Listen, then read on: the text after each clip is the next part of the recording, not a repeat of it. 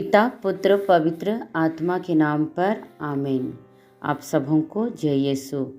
अभी यिर्मयाह के ग्रंथ का अध्याय 13 पर मनन करते हुए हम देख रहे हैं। सबसे पहले ईश्वर यिर्मयाह नबी से एक प्रतीकात्मक कार्य कराते हैं, उसके बाद एक प्रतीकात्मक कार्य बोलने देते हैं। पहला वाला करते हैं, दूसरा वाला बोलते हैं। पहला कार्य यही है।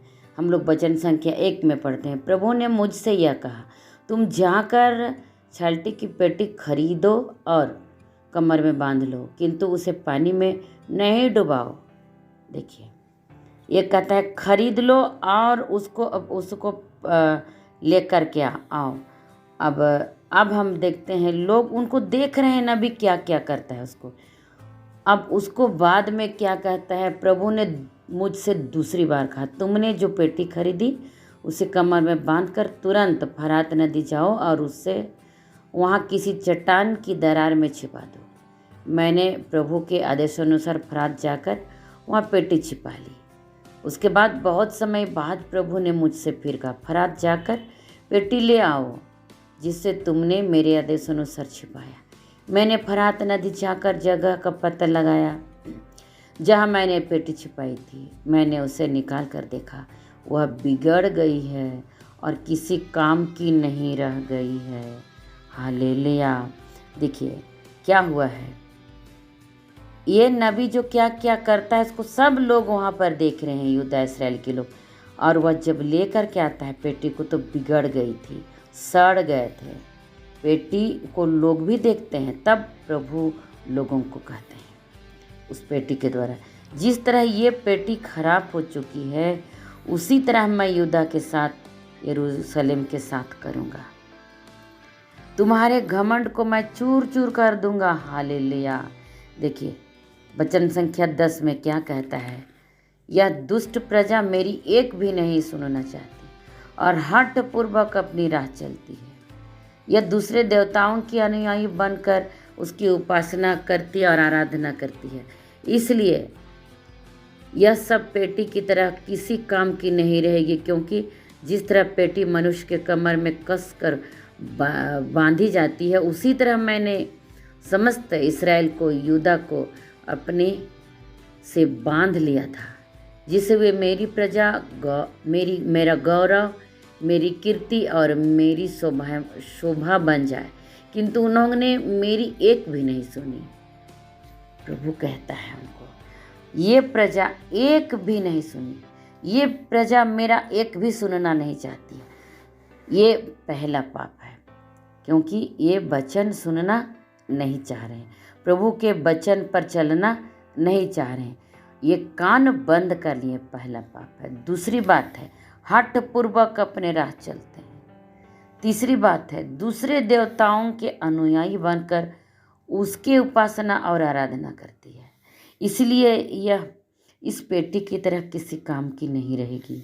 लोगों को समझ में आए, दिल में ये बात छप जाए, इसलिए नबी को करवा रहे हैं प्रभु।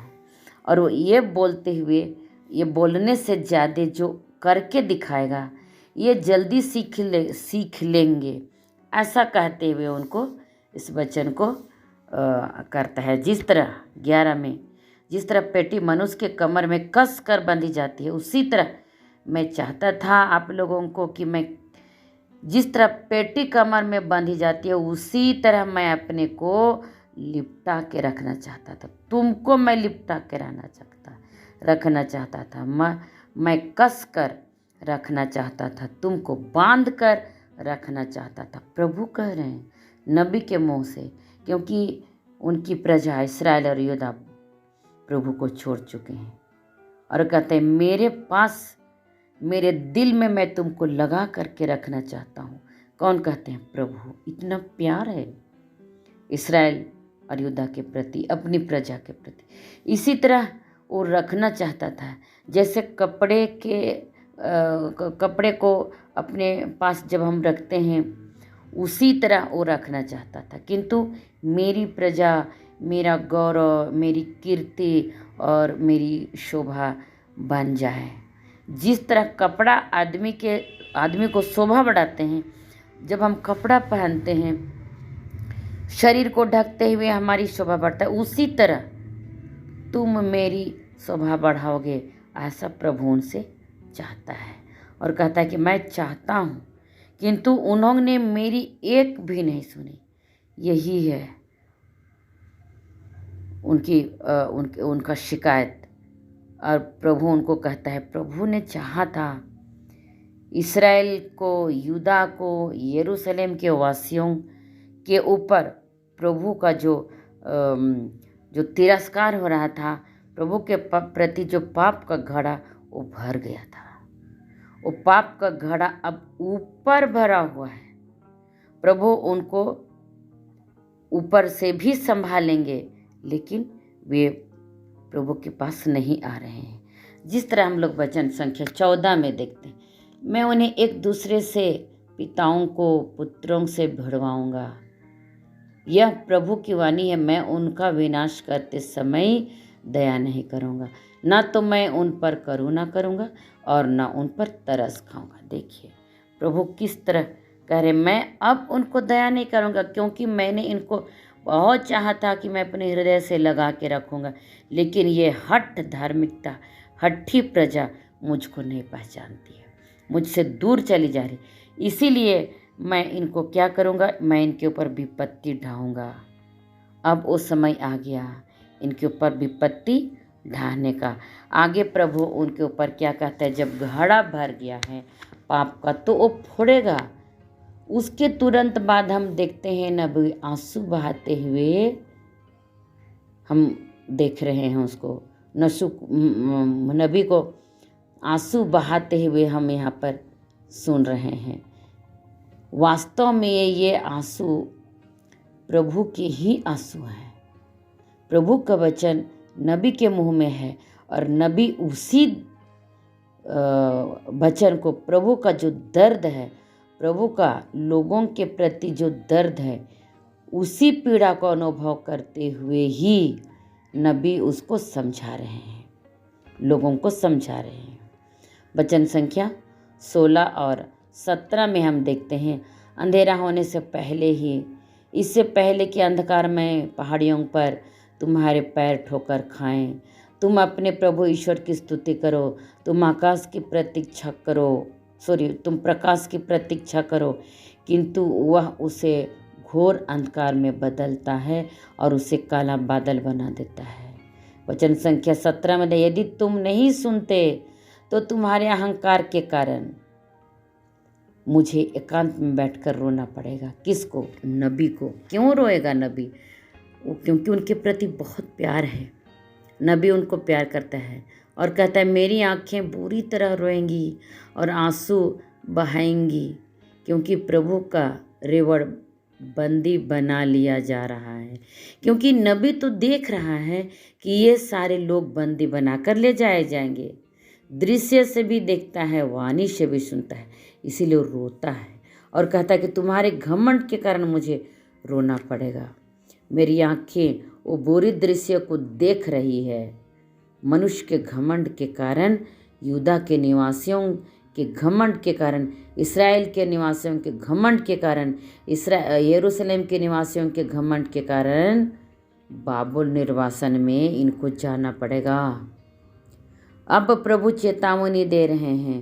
वे बोलते कि अब तुम पश्चाताप करो और तुम लौट आओ। लेकिन आज भी ये प्रजा हठी है, हठ धार्मिक, हठ पूर्वक अपने रास्ते पर चलती है और देवताओं की आराधना करती है, पूजा करती है।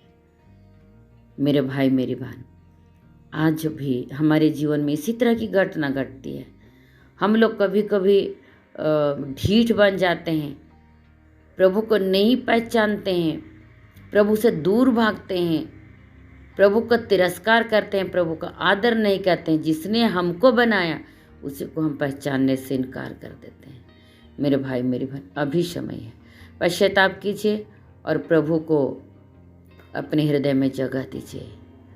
वो आपको प्यार करता है, मुझको प्यार करता है, हमें नष्ट होने से पहले ही हमें बचाना चाहता है, अंधकार आने से पहले ही हमें बचाना चाहता है। ईश्वर हमें बहुत प्यार करता है, हमारे अहम के कारण, घमंड के कारण हम प्रभु से दूर ना जाएं, बल्कि प्रभु के निकट आएं और पश्चाताप करते हुए प्रभु के बताए हुए राहों पर चलने पाएं। ये संदेश हम लोगों को अध्याय 13 से मिल रहा है। जिस तरह पेटी जो सड़ गई, उसी तरह हम पाप के कारण हम भी सड़ जाते हैं, गंध देने लगते हैं और हमें कोई पसंद नहीं करता है। इसलिए मेरे भाई मेरी बहन, पाप ऐसी एक चीज़ है जो हमें लोगों से भी अलग करती है, प्रभु से भी अलग करती है और हमें स्वर्ग से भी वंचित कर देती है, सारी सुख सुविधाओं से वंचित कर देती है। और अब हम तड़पते हुए जीते हैं, कष्ट सहते हुए जीते हैं। हमें आज प्रभु अपने पुनरुत्थान के द्वारा उस कष्ट से हमको आज़ादी दी है। इसीलिए हम प्रसन्न होकर प्रभु के पुनरुत्थान में सहभागी हो जाएं। ईश्वर को धन्यवाद। जय यीशु।